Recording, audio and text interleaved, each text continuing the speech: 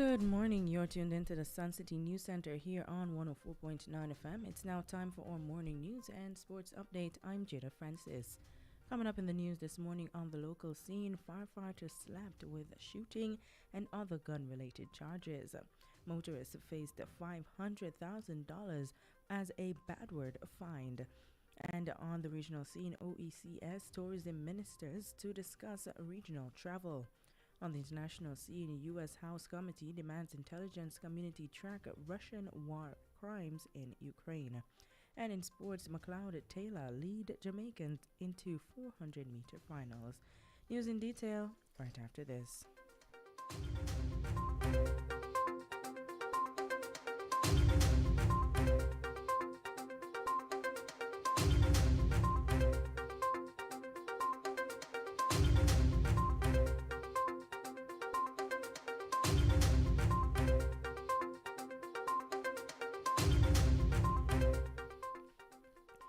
Now the news in detail. 24-year-old Jordan Gabidon, a firefighter off Oral Way, Nannyville Gardens in St. Andrew, is scheduled to face the court following an incident in his community on Friday, July 8. Gabidon has been charged with shooting with intent, illegal possession of firearm, illegal possession of ammunition, and malicious destruction of property.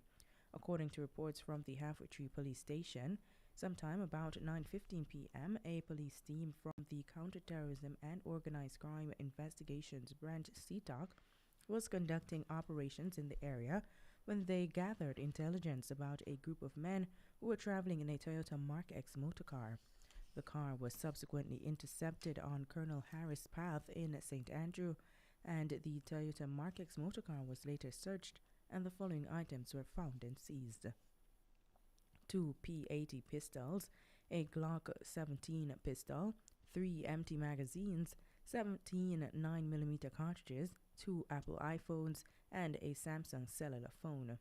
Investigators are still working to formally identify the deceased men, but they are believed to be 27-year-old Arain Lee, otherwise called Indian or Pablo, and Prince Davis, a 26-year-old painter. Investigators believe the deceased men were from Nannyville Gardens. Gabidon, who reportedly managed to elude the law enforcers at the scene, later turned himself in to the police and was said to have been pointed out on an identification parade on Monday, July 18. He was later charged following a question and answer interview with investigators. Transport operators who spew expletives or bad words at an inspector of the Transport Authority in the lawful conduct of his duties could be slapped with a fine of up to $500,000 or face a jail time of up to 6 months.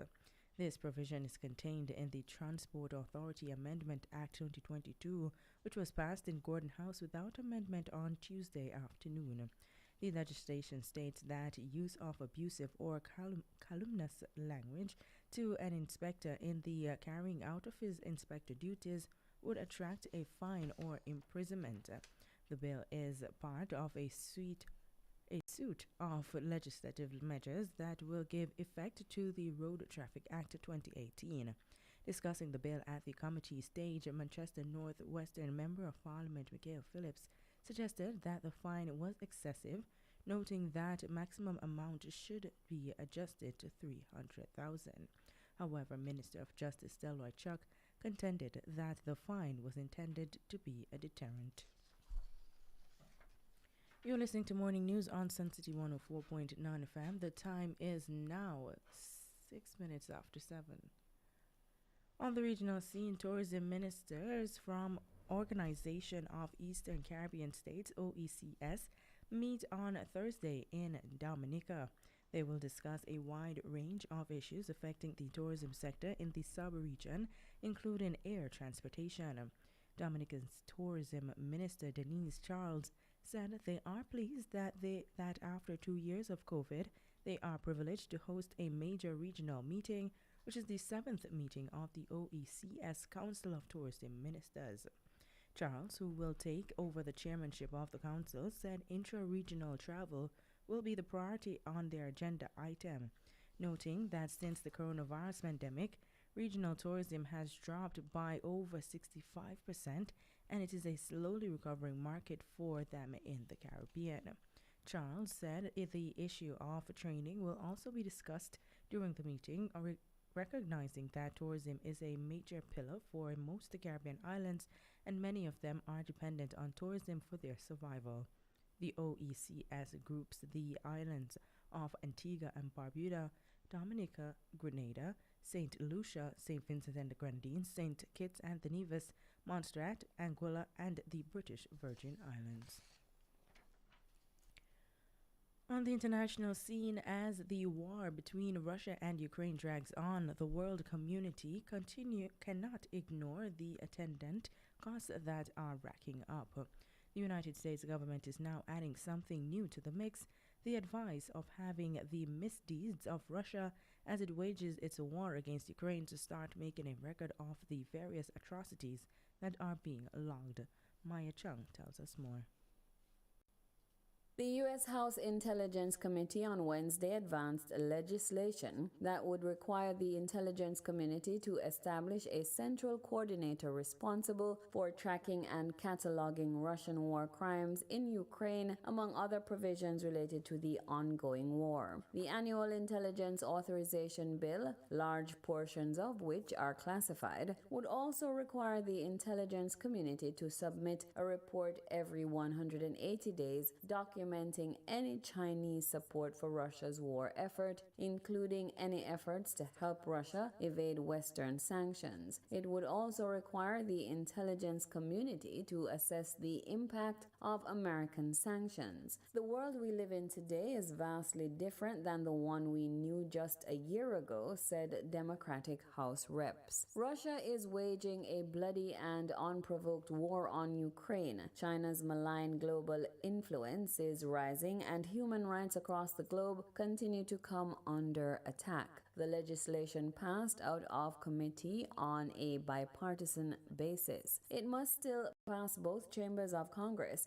and be signed by U.S. President Joe Biden before becoming law. The Senate High Intelligence Committee advanced its version of the legislation last week. The bill also homes in on U.S. national security concerns beyond the war in Ukraine. It would demand the creation of a coordinator to lead intelligence community efforts to track and counter the development and proliferation of Iranian-made drones, among other provisions. It would require the Defense Intelligence Agency to provide a report on the impact and utility of drone strikes outside of war zones over the last 5 years, in part to understand whether or not the policy of taking out senior leaders of terror organizations has the strategic impact of undermining the group itself, according to a committee aide. The provision was also designed to determine whether or not sufficient intelligence was produced before and after such strikes to inform policy and operational decisions, according to a release, and it would direct the General Administration Office to study historical classified information to help unravel the mystery surrounding so-called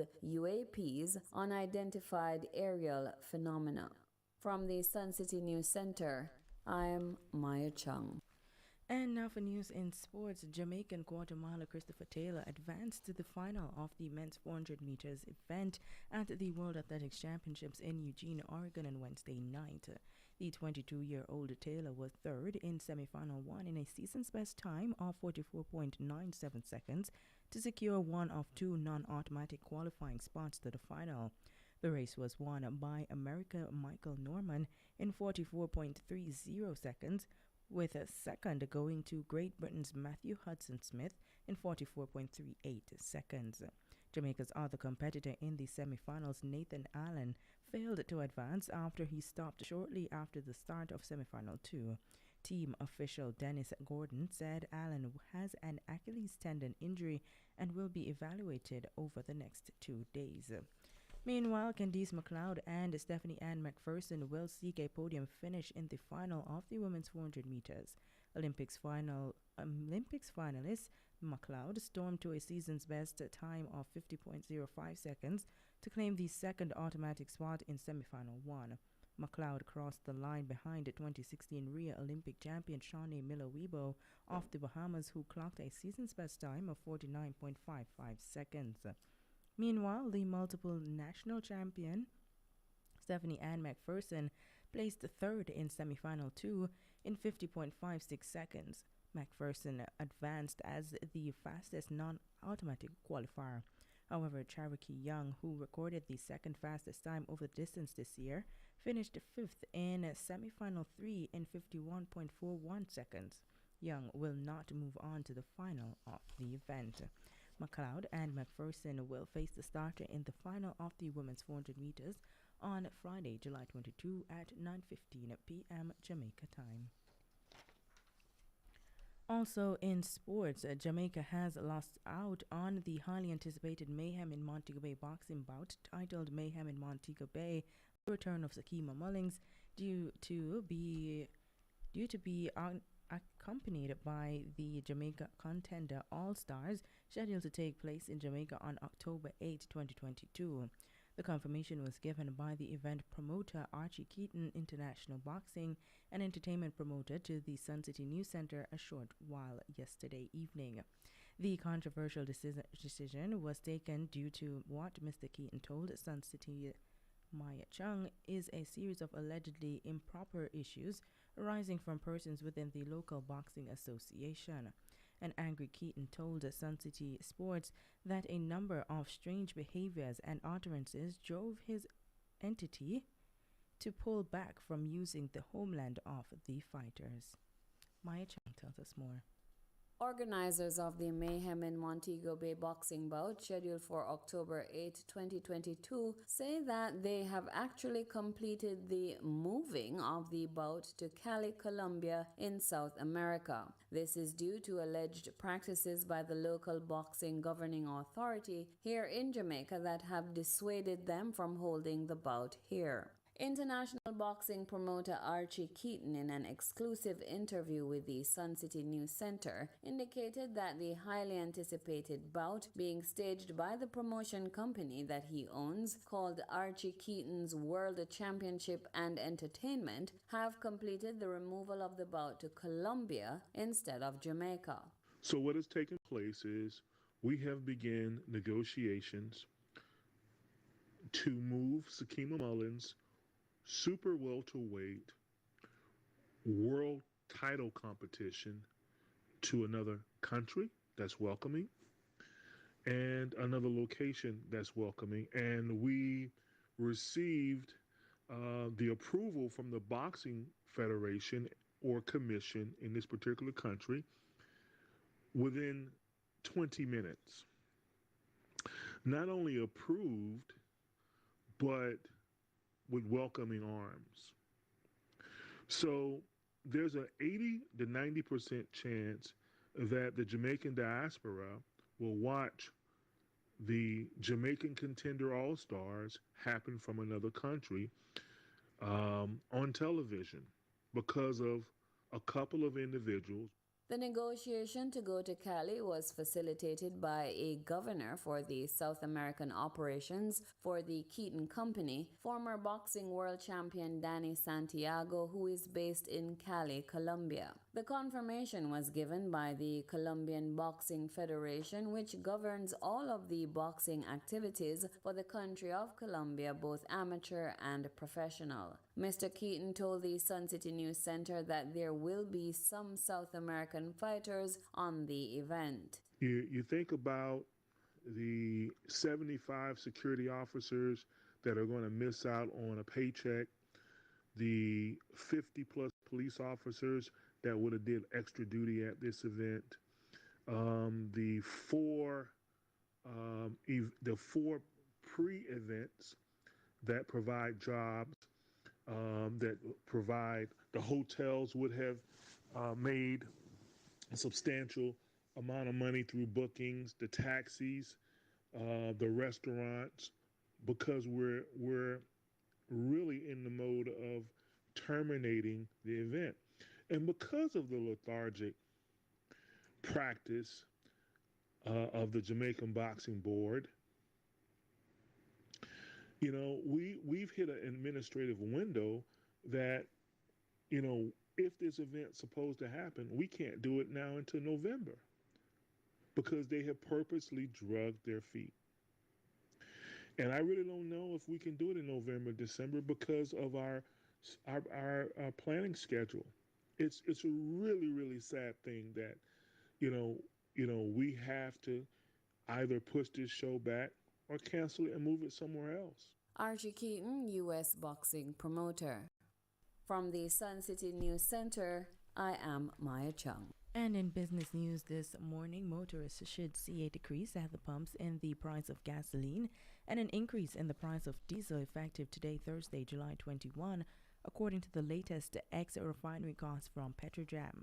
With both grades of gasoline down by 25 cents, 87-octane gasoline will be sold for $214.39 per liter, and 90-octane gasoline will be sold for $219.41 per liter. Automotive diesel fuel will be sold for $229.76 per liter after an increase of $3, while ultra-low sulfur diesel will be sold for $232.50 per liter, also up by $3. In a world of price increases, isn't it good that there is a place to escape? Shop on credit at Singer and get furniture, appliances, and electronics on a payment plan that you can afford. Get 4 months for cash, 9 months no interest, or up to 36 months to pay. Singer, a plan for every pocket. Credit made easy. Shop today. The time brought to you by Singer is... The time is now 7:19 a.m. And in foreign exchange trading news for this morning, the day's foreign exchange trading ended with $1 retailing for $153.25. The Canadian dollar closed the trading day at $119.11, while the pound sterling retails at $184.48. Now to end this newscast, we take a look at the main stories once more. On the local scene, firefighters slapped with shooting and other gun-related charges. Motorists face $500,000 fine for expletives. Regional news, OECS tourism ministers discuss regional travel. On the international scene, U.S. House Committee demands intelligence community track Russian war crimes in Ukraine. And in sports, McLeod and Taylor lead Jamaicans into 400-meter finals. And that's it for news and sports from the Sun City News Center at this time. Do join us again at midday for more news on this station. Do remember to follow us on all our socials. On Instagram and Twitter, look for us at Suncity104_9 FM and on Facebook at Suncity Radio104.9 FM. I'm Jada Francis from the Sun City News Center. Do stay tuned for more right here on the Sun City Morning Show.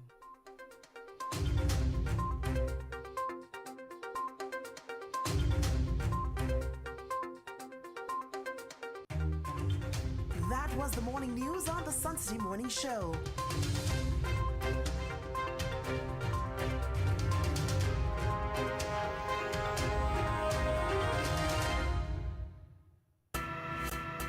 Digital currency, the context.